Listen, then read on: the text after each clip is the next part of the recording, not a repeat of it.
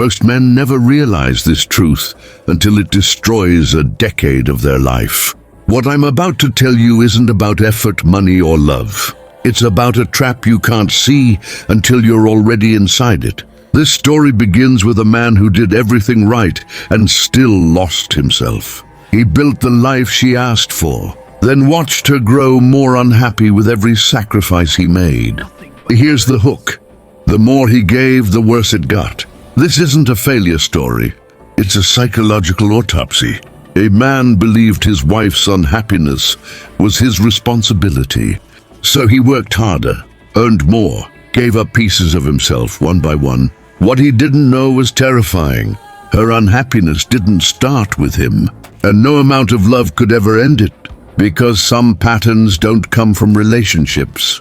They come from inheritance, and once you see it, you can't unsee it. Here's where the illusion breaks. When they first met, she was vibrant, effortless, happy. He thought he'd found peace, but what he didn't know was this. He was watching a performance, not a personality. About a year in, the shift began. Quiet comments, small sighs, nothing dramatic, just enough to create doubt. He adjusted, tried harder, gave more. That's when the criticism became constant. How he talked, how he worked, how he relaxed. Nothing was ever wrong enough to leave, but nothing was ever right enough to rest. Every improvement he made created a new expectation.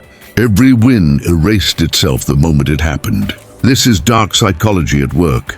A moving goalpost designed to keep you chasing. And here's the dangerous part. He thought this meant he needed to improve again, but what he was really chasing was something that didn't exist. By year 3, the pattern was undeniable. Nothing he achieved stayed valuable. A better job? It meant less time. More time at home. Now he was always around. A promotion? More stress. A house? More problems. Every solution instantly became a new complaint. This is where dark psychology reveals something brutal. Some people don't want solutions. They want movement because stillness forces self-reflection. So he started documenting everything. Not to prove her wrong, but to prove he wasn't losing his mind. Money? Achieved. Marriage? Achieved. House? Achieved. Child? Achieved. Yet satisfaction never arrived. That's when he realized something unsettling. The problem wasn't the milestones. The problem was that nothing could ever be enough. Because when happiness is externalized, every achievement becomes temporary relief, not fulfillment. And the real cause was hiding somewhere much older than their marriage. The first clue appeared in a place most men ignore. Her mother. Within minutes of meeting her, he felt it. Complaint after complaint. Nothing ever quite right. Good news always came with a but. Joy was immediately neutralized. This wasn't conversation. It was conditioning. He watched the dynamic closely. Mother complains. Daughter validates. Mother escalates. Daughter soothes. A ritual practiced for decades. Then he learned about the father. Absent. Emotionally unavailable, gone. Dark psychology explains this pattern clearly. Children raised in dissatisfaction don't seek happiness. They seek familiarity, and familiarity isn't peace. It's repetition. He wasn't just married to a woman. He was inside a family pattern. Grandmother, mother, daughter. Different lives. Same dissatisfaction. That's when the fear hit him. He wasn't fighting a relationship issue. He was fighting generational programming. And no amount of love rewrites code that deep. That's when social media entered the equation and made everything worse. She didn't just compare, she measured. Her life against highlight reels, her marriage against movie scenes, her husband against fantasy men who didn't exist. Every scroll rewrote reality. Every image whispered, you deserve more. Dark psychology calls this comparative erosion. Reality decays when constantly measured against illusion. A vacation photo created resentment. A proposal video created disappointment. A luxury car post created expectation. And he paid the emotional bill every time. Here's the cruel part. The people she envied weren't happy either. Debt, affairs, divorce, chaos, hidden off camera. But comparison doesn't care about truth. It only cares about perception. So no matter how hard he tried, he was competing with fiction. And fiction always wins, because you can't outperform a fantasy. That was never real to begin with. Then he noticed something disturbing. The moment she got what she wanted, it lost value. Before the house was everything. After the house, it was just problems. Before the baby, a baby would complete her. After the baby, it was exhaustion and sacrifice. This is the devaluation mechanism. Wanting feels alive, having feels empty, and once the chase ends, dissatisfaction returns. The same thing happened to him. While she was chasing him, he mattered. Once secured, he became background noise. Applause replaced appreciation. Criticism replaced gratitude. Dark psychology explains why some people can only desire what they don't possess. Possession kills excitement. So the dissatisfaction transfers from object to object, from goal to goal, from man to man. And the most painful truth? Nothing you do stops the cycle. Because the problem isn't what's missing, it's what's inside. The strangest part came during the good times, when life was calm. She created chaos, no financial stress, healthy kids, peaceful routine. That's when arguments appeared, old wounds resurfaced, drama was manufactured. Dark psychology calls this chaos addiction.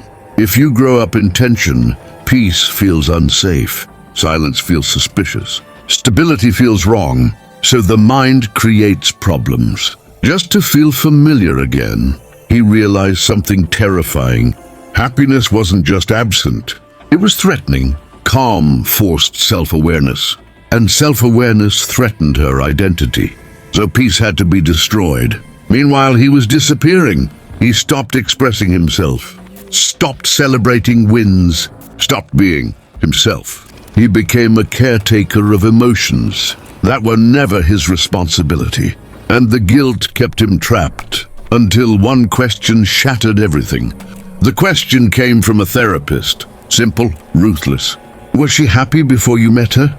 He froze, because once he looked honestly, the answer was no. Unhappy in her 20s, unhappy with her job, unhappy with her family, unhappy with past relationships. The timeline exposed the lie. Dark psychology makes this clear. You cannot fix what you didn't break. Her unhappiness wasn't caused by him. He was just the current container for it. If he vanished tomorrow, the target would change, but the pattern wouldn't.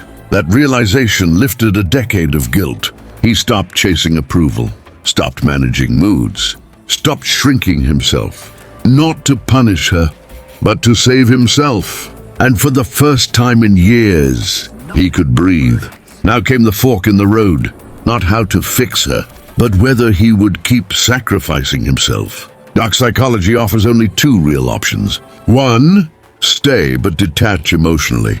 Stop internalizing blame. Accept that dissatisfaction is permanent. Two, leave. Stop pouring energy into a void that can't be filled. Both choices are painful, but only one is honest. What destroys men is the third option. Staying while believing the next effort will finally work. It won't. He chose clarity over hope. He rebuilt his identity. Friends, hobbies, confidence. She didn't change. But he did, and that shift alone restored his sanity. Here's the final truth Kevin learned. Too late, but not too late to save himself. Chronic unhappiness is internal. It starts before relationships and survives them. No man can fix childhood wounds he didn't cause. No amount of effort fills an inherited void. Dark psychology exposes this clearly. Happiness is a personal responsibility, not a partner's duty. If someone was unhappy before you, they will remain unhappy regardless of you. You were never failing. You were never inadequate. You were carrying weight that wasn't yours. The moment he stopped blaming himself, he reclaimed his life. Whether he stays or leaves doesn't matter most. What matters is this: he will never drown trying to save someone who refuses to learn how to swim. If this story felt uncomfortably familiar, ask yourself why. Patterns repeat until someone breaks them. Protect your peace, know your worth, and stop sacrificing yourself for a problem you cannot solve.